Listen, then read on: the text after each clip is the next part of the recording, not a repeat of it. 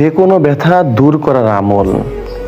এই দোয়াটি 7 বার পরে আপনার ব্যথার স্থানে যদি আপনি হাত বুলিয়ে দেন, আল্লাহর উপর বিশ্বাস রেখে, আল্লাহর উপর ইয়াকিন রেখে, আল্লাহ রব্বুল আলামিন সাথে সাথে আপনার ব্যথাকে দূর করে দিবেন।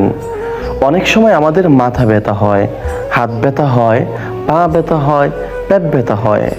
আপনি যদি এই আমলটি করেন, ইনশাআল্লাহ মুহূর্তের মধ্যে আপনার ব্যথাকে আল্লাহ তাআলা কমিয়ে দিবেন। কিভাবে এই আমলটি করবেন?